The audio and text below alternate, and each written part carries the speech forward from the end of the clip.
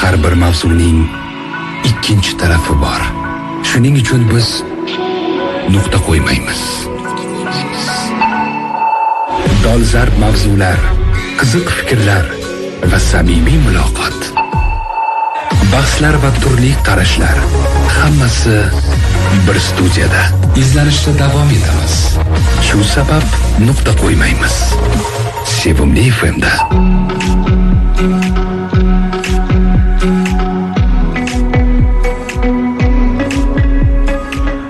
Biz bee'tibor bo'la olmaymiz. Yurtimizda bo'layotgan har bir yutuqqa va har bir kamchilikka alohida e'tibor qaratishga harakat qilamiz. Tinglayotganingiz Sevimli radiosi, yangi soatlaringiz muborak bo'lsin. Assalomu alaykum deyman. Boshlovchi Kamina Sardorbek Qodirov nuqta qo'ymaymiz loyihasini boshlaymiz. Bugungi mavzu esa O'zbekistonda kambag'allikni bartaraf etishdagi islohotlar. Aynan mana shu mavzu bo'yicha biz studiyamizga mehmon taklif etganmiz. Toshkent shahri Olmazor tumani Quyosh mahallasi hokim yordamchisi Nargiza Ahmedova. Assalomu alaykum Nargiza, xush kelibsiz. Assalomu alaykum. Kuningiz xayrli bo'lsin. Rahmat. O'ylaymanki oldindagi suhbatimiz barcha uchun bir mamnun, samarali bir suhbat bo'ladi degan umiddamiz. Albatta. Va bugungi mavzudan o'z-o'zidan ko'rinib turibdiki, O'zbekistonda kambag'allikni bartaraf etishdagi islohotlar. Demak, yashirmaymiz, O'zbekistonda kambag'allik bor. Va bor bo'lganda ham bunga qarshi kurashish, bunga islohotlar olib borish menimcha har bir yurtdoshimizni oldidagi ulkan vazifalardan biri bo'lsa kerak. Xuddi shunday. Birinchi savol bilan men sizga yuzlanmoqdaman. Bugun O'zbekistonda kambag'allikni qisqartirish borasida olib borilayotgan islohotlarning asosiy ustun tomonlari nimada deb hisoblaysiz? O'zbekistonda kambag'allik muammosi avval ochiq muhokama qilinmagan. Buni bir nechta sabablari bor. Eng avvalo o'tgan davrda ijtimoiy muammolarni ochiq e'tirof etish va jamoatchilik muhokamasiga olib chiqish amaliyoti yetarli darajada shakllanmagan edi. Kambag'allik haqida ochiq gapirish ijtimoiy barqarorlikka salbiy ta'sir ko'rsatishi mumkin degan qarashlar ustuvor bo'lgan. Hozirgi kunda kambag'allik bilan kurashish umummilliy harakatga aylantirilgan. Nima uchun? Kambag'allik barqaror iqtisodiy rivojlanishga jiddiy to'sqinlik qiladigan global muammo hisoblanishining asosiy sababi. Shundaki, u inson salohiyatini to'liq ro'yobga chiqarish imkoniyatini cheklaydi. Kambag'al aholi qatlami yetarli ovqatlanish, sifatli ta'lim va tibbiy xizmatdan foydalana olmaydi. Bu esa mehnat unumdorligining pasayishiga, malakali kadrlar yetishmasligiga olib keladi. Bundan tashqari, kambag'allik aholining xarid qobiliyatini keskin pasaytiradi. Ichki iste'mol bozori susayganda ishlab chiqarish ham sekinlashadi. Yangi investitsiyalar kamayadi. Natijada iqtisodiyotga barqaror o'sish ta'minlanmaydi. Shuning uchun bugungi kunda kambag'allik bilan kurashish umummilliy harakat dasturiga aylantirilgan. Qisqa qilib aytganda, o'sha kambag'al insonning kayfiyati bo'lmaydi va u biron bir yangilik yaratish, davlatga o'z hissasini qo'shishda biroz suskashlikka yo'l qo'yadi. Qisqa qilib aytsak, shunaqa desak bo'ladi. Bo'ladi. Shunaqa desak bo'ladi. Mana kambag'allikni oldini olish uchun ishlar amalga oshirilmoqda deyapmiz. Mahalla yettiligi yaratilgan. Bu haqda ham ozgina ma'lumot berib o'tsangiz. Mahalla yettiligi. Bilasizmi, men oldin tuman hokimligida mutaxassis bo'lib ishlaganman-da.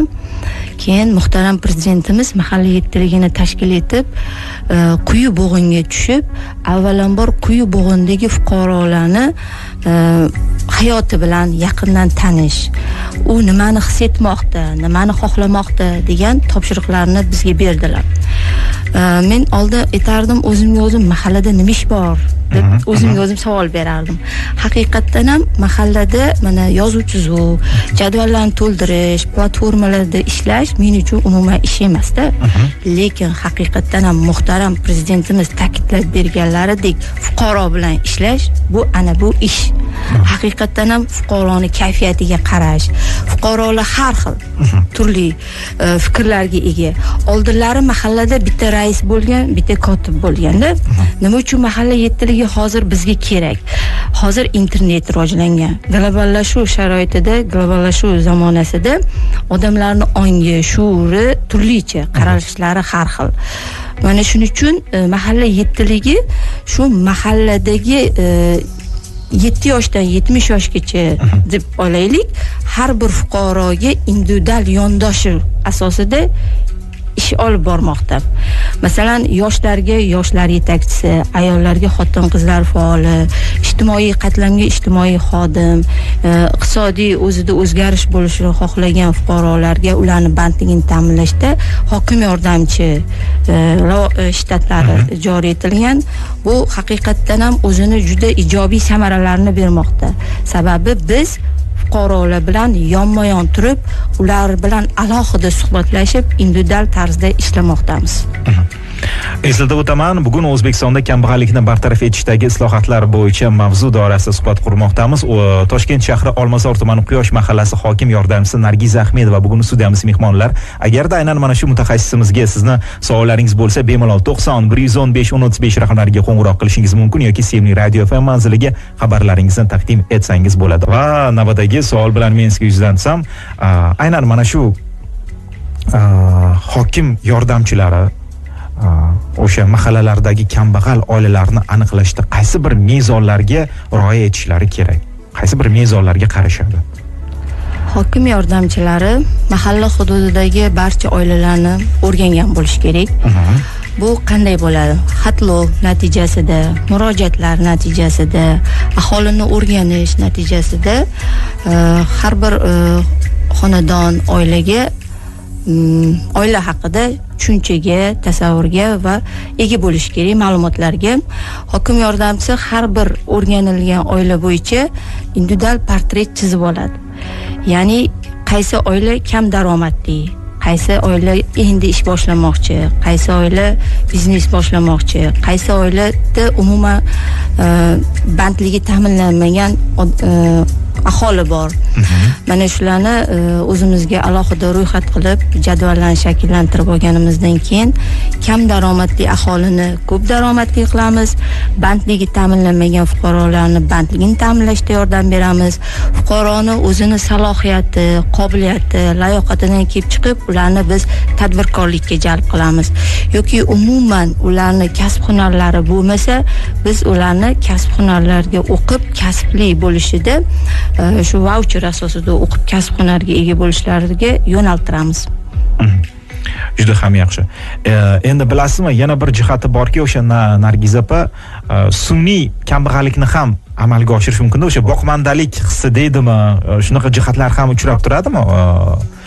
O'zi mablag'i yetarli, lekin o'sha biroz dangasalik deymizmi, shunday holatlarni ham hech tasodifan duch kelasizmi o'sha aholi o'rtasida? Albatta, bunaqa holatlar ham amaliyotda bor, ko'ramiz.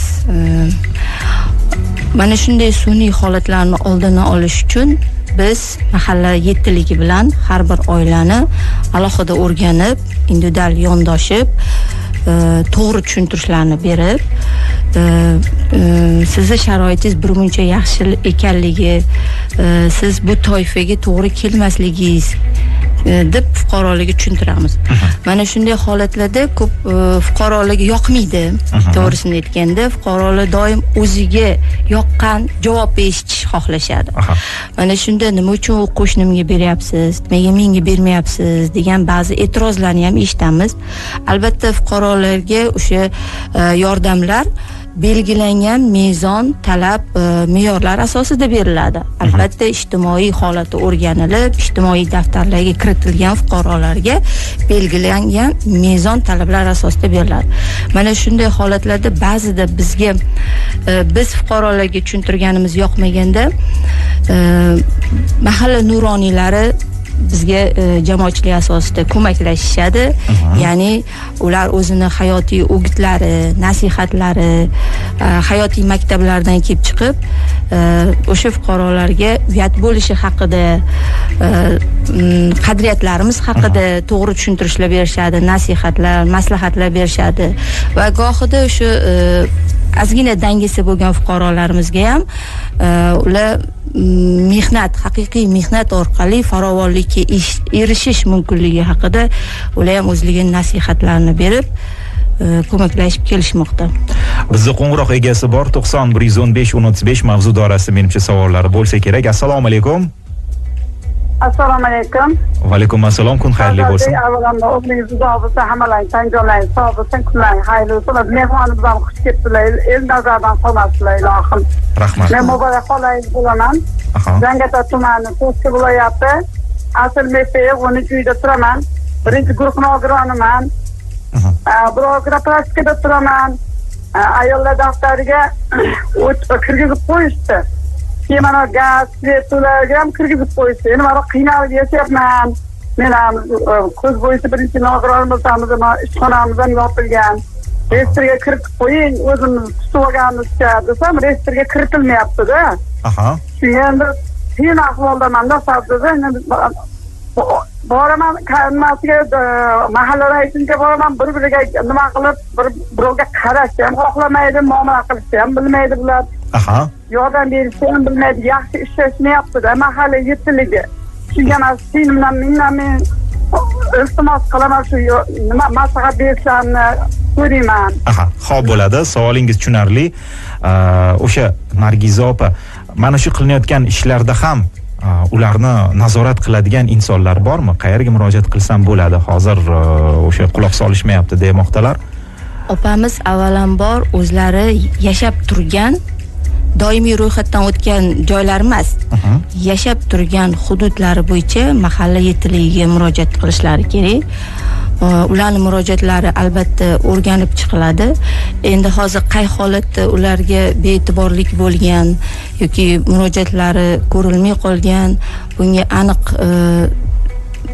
aniqlik kiritib olsak yaxshi bo'lardi.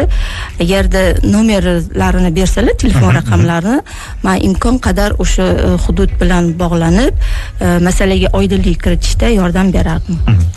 Juda ham yaxshi. Biz esa davom etamiz. Yana savollar juda ham oldinda ko'p, lekin biroz tarona tinglashimiz kerak Nargiza opa.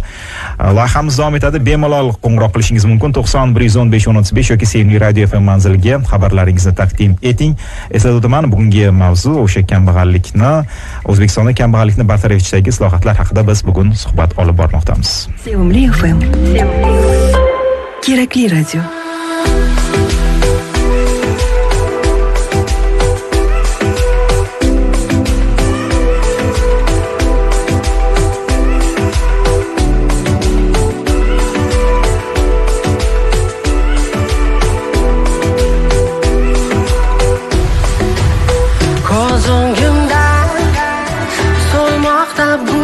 Sevgim atir gullari, ayrilar yorimli bu taqdir yo'llari. Yurakda qoldi tuyg'ular, yuragimda yangraydi yorgan mening sevgim nolasiz. Qo'limda bu damgana mendek chorasiz, gullarim ma'yus yig'lar. Atir gullar, taqdir gullar, hijron dardi og'ir gullar. Yor qo'lida xazona bo'lgan sevgim aybinadi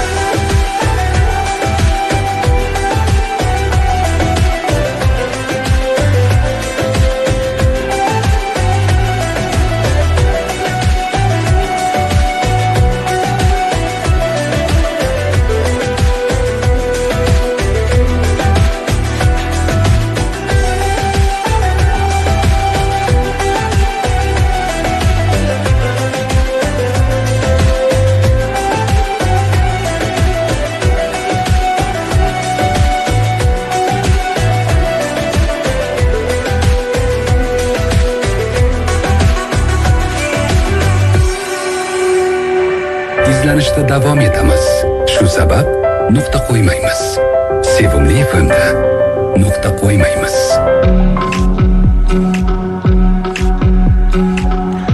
O'zbekistonda kambag'allikni bartaraf etishdagi islohotlar aynan mana shu mavzu doirasida biz nuqta qo'ymaymiz loyihasi bo'ylab davom etmoqdamiz va ekspertimizni yana bir karra tanishtirib o'tiraman. Toshkent shahri Olmazor tumani Quyosh mahallasi hokim yordamchisi Nargiza Ahmedovalar. Ularga atalgan savollaringiz bo'lsa, bemalol 90 115 1035 raqamlariga qo'ng'iroq qilishingiz yoki sevimli radio.fm manziliga xabarlaringizni ham taqdim etish imkoniyatiga egasiz. Nargiza opa, o'sha kambag'allikni bartaraf etish deganda ko'pchilik yurtdoshlarimiz o'sha moddiy yordamni tushunishadi. Lekin asli bunday emas.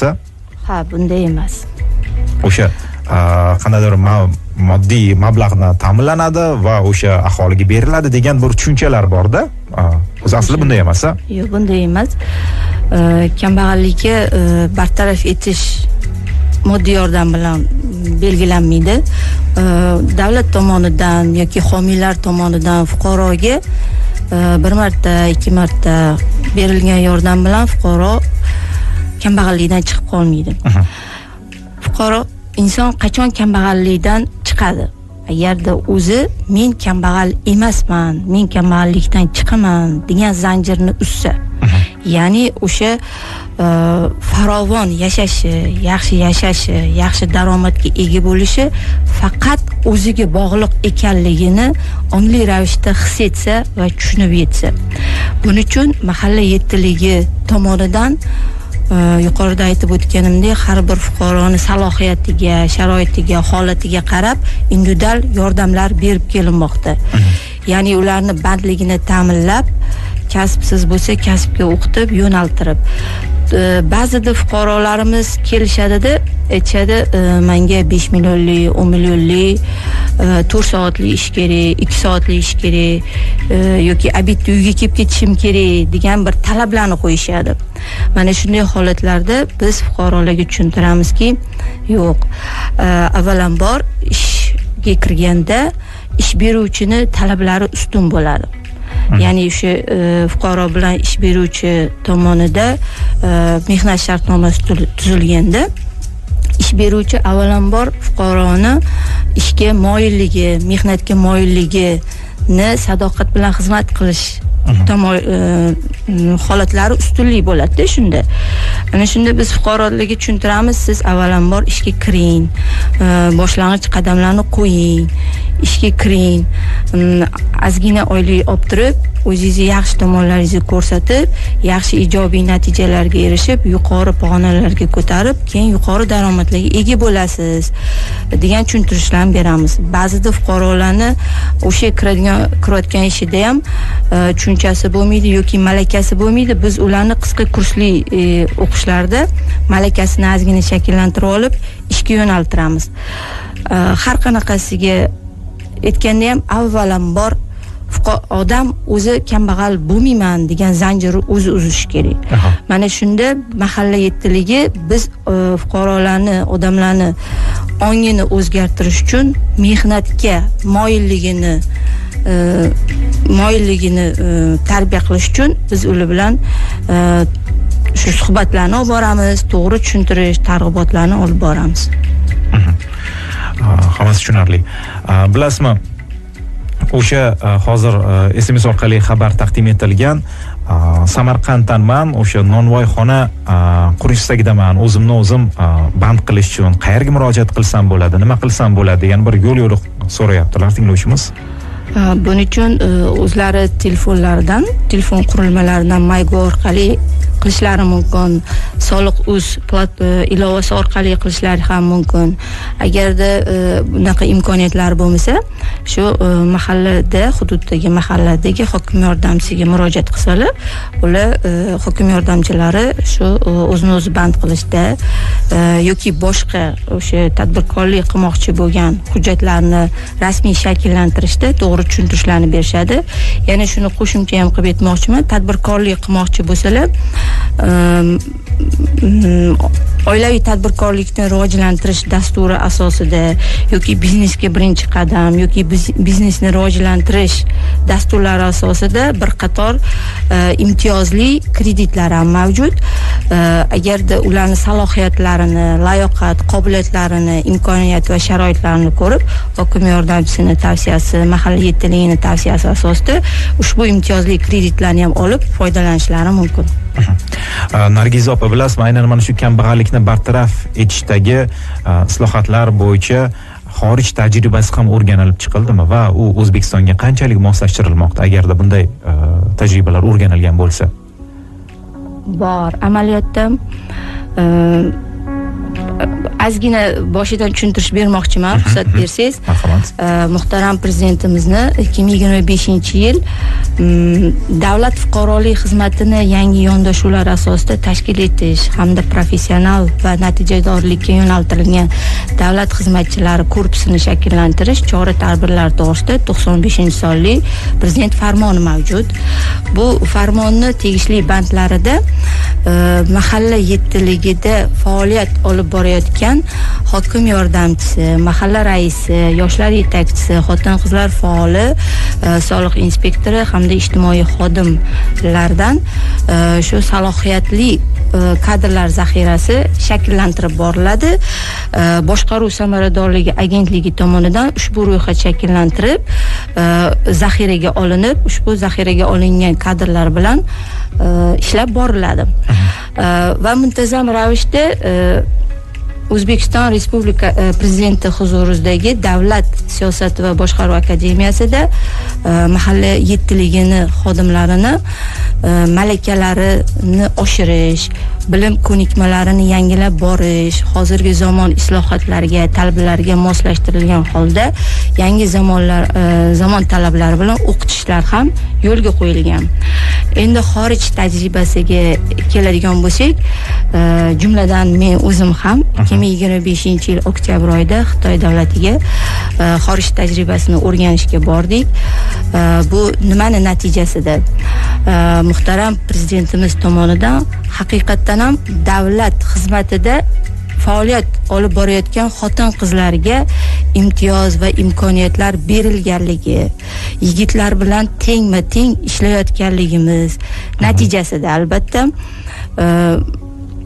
ana davlat xizmatchisi bo'lib ishlayotgan ayollarga shuncha imtiyoz, shuncha imkoniyat bo'lgandan keyin biz nima uchun bundan oqilona foydalanmasligimiz kerak? O'zimizni ustimizda ishlamasligimiz kerak. Nima uchun bu islohotlar amalga oshirilmoqda? Sababi boya yuqorida aytib o'tganimdek, hozir qandaydir bir tez fursatlar bilan o'tayotgan zamonda yashayapmiz-da. Odamlarni boshqarish, ularni to'g'ri yo'lga yo'naltirish, ularni ongini shu mehnatga moyil qilish, shu kambag'allik zanjirini uzish faqat odamlarni o'ziga bog'liq ekanligini tushuntirishga bizga ham zamonaviy ko'nikmalar kerak. Ular bilan muloqot qilishimizga, ularni savoli har xil, muammolari har xil va yechimlari har xil. Mana shunda biz mahalla yettilik xodimlari o'sha fuqarolarni, odamlarni turlicha bo'lgan savollari, murojaatlarini, muammolarini o'rganishimizga bizga mana shunday zamonaviy ko'nikmalar kerak. Mana shunday shuning uchun bizni malakalarimiz oshirilib, xorij tajribalari bilan ham tanishib kelmoqdamiz. Masalan, Xitoyga borganimizda ularda ham ayollar daftari amaliyotda bor ekan. Lekin ularda ayollar daftari deyilmas ekanda, mohir ayollar deyilar ekan. Ularda ayollar daftari faqat bir toifadan iborat ekan. Bizda ayollar daftari bizni o'zbek modeliga, o'zimizning qadriyatlarimizga moslashgan holda bir necha toifalarga ajratilgan holda amaliyotda tatbiq etib kelinmoqda. Shu bilan birgalikda Xitoy tajribasini ko'rganimizda, Xitoy tajribasi kambag'allikni bartaraf etish uchun 4 bosqichdan iborat dasturlar asosida kambag'allikni bartaraf etgan ekan. Bizni Xitoy tajribasi bizni o'zimizga o'zbekona urf-odatlar, qadriyatlar, tamoyillarga asoslangan holda o'zbek modeli asosida amaliyotga tatbiq etib kelmoqda va bu o'zini yaxshi samarasini bermoqda. Javobingiz uchun rahmat deymiz va biz davom etamiz. Oldinda bir chiroyli tarona siz va bizni kutmoqda. Undan so'ng esa yana savollar bilan mutaxassisga biz yuzlanamiz. Sevimli to'lqindan yiroq ketmang. Sevimli FM. Eslaymiz, eslatamiz.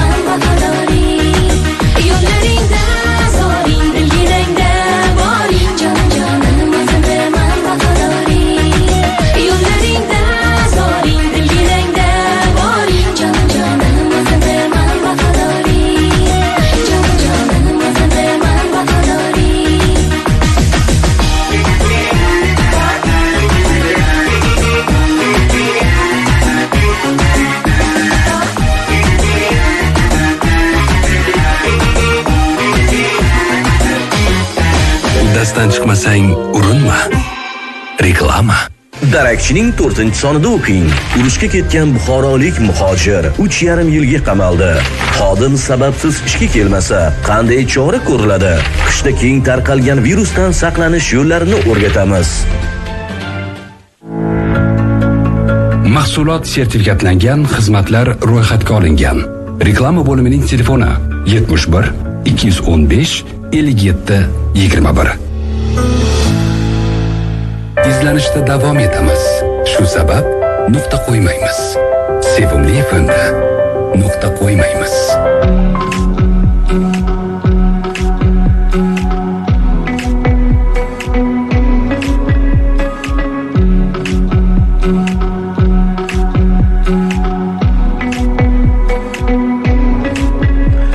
Undan 46 daqiqa o'tganligini ko'rsatmoqda soat millari. Mavzu biz nuqta qo'ymaymiz loyihasidagi bungi mavzu O'zbekistonda kambag'allikni bartaraf etishdagi islohotlar. Bilasizmi, Nargiza opa, juda ham bir aktual mavzu ekan, chunki juda ham ko'p xabarlar taqdim etishmoqda, qo'ng'iroqlar ham turmayapti, chunki aholini o'sha bu mavzuga bo'lgan e'tibori juda ham kuchli ekan. Va navbatdagi savol bilan yuzlanmoqchiman. Hozir tinglovchilarimiz qo'ng'iroq qilishyapti, efir ortida nomalar ham taqdim etishmoqda. O'sha 6 yildan beri o'sha birinchi guruh nogironiman, 6 yildan beri lekin ish topa olmayapman.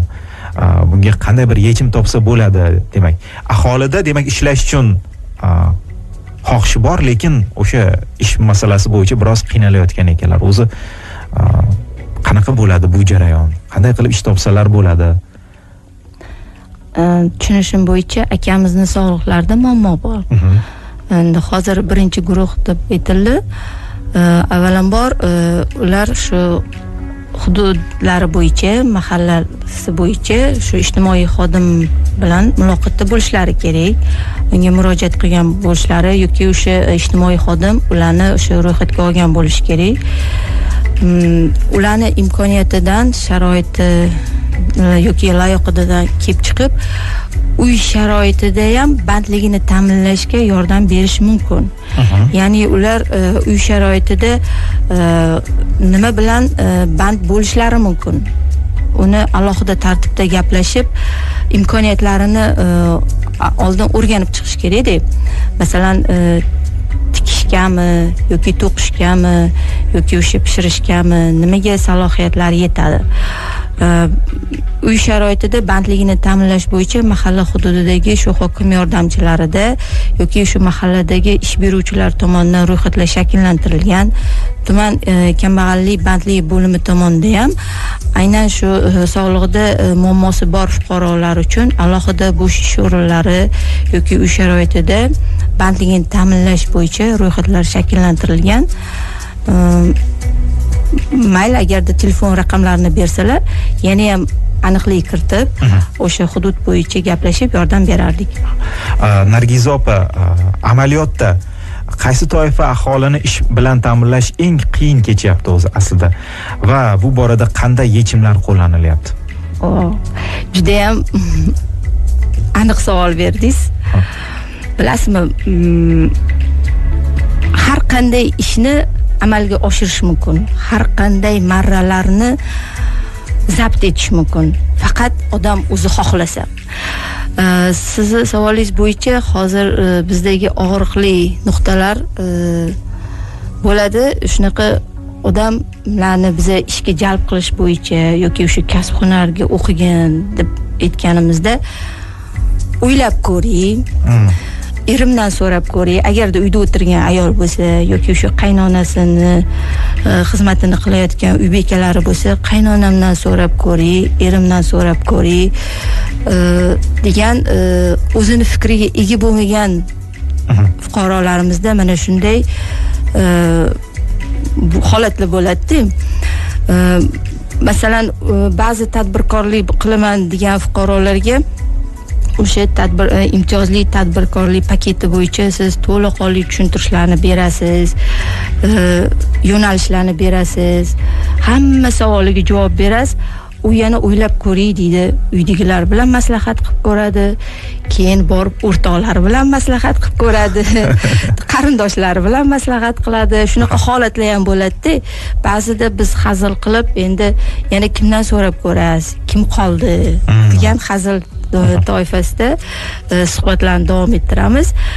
Avvalambor, bilasizmi, fuqaroga eng yaxshi do'st, eng yaxshi maslahat, eng yaxshi o'qituvchi, eng yaxshi advokat bu mahalla yettiligi. Muhtaram prezidentimiz fuqarolarni hududdan, mahalladan tashqarida sarson ovora bo'lib yurmasligi uchun shu mahalla yettiligi tashkil etilgan. Bu mahalla yettiligi sir emaski, boshqa davlatlarda ham katta qiziqishlar bildirilmoqda. Masalan, Xitoy tajribasida biz mahalla yettiligi haqida gapirib berganimizda ularga ham qiziq tuyuldi-da. Haqiqatdan ham fuqaro mahalla hududidan chiqmasdan barcha savollariga javob topadi mahalla idorasida. Biz esa davom etamiz. Oldinda yana bir tarona bor. Ana undan so'ng esa eng so'nggi savollar bilan mutaxassisga yuzlanamiz. Bemalol qo'ng'iroq qilishingiz mumkin 90 115 1035 yoki bo'lmasa Sevimli Radio FM manziliga xabarlaringizni taqdim eting. Sevimli FM. Mehrni baham ko'ramiz.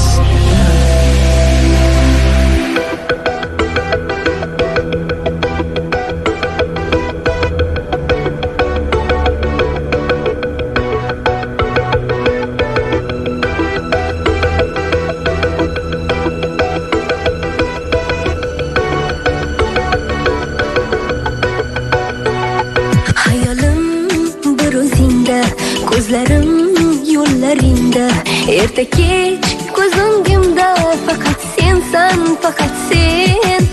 Kunim mahzundur, tongim ham go'yo tundur.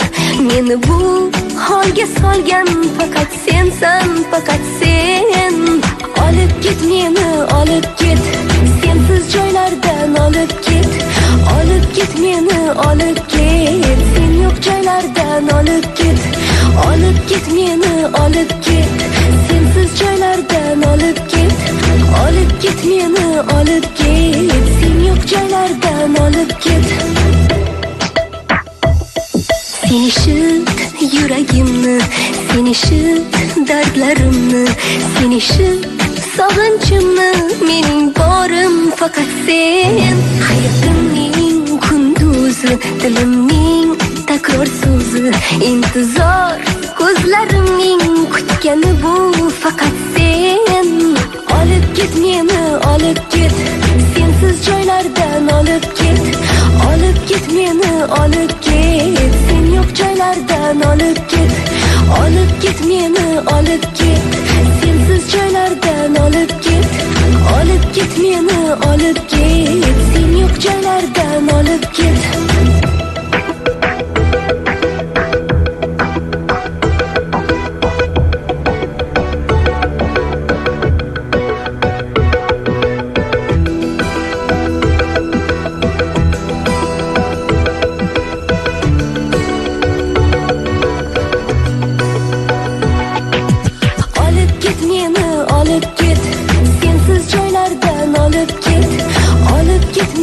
Olib ket, sen yo'q joylardan olib ket. Olib ket meni, olib ket, sensiz joylardan olib ket. Olib ket meni, olib ket, sen yo'q joylardan olib ket.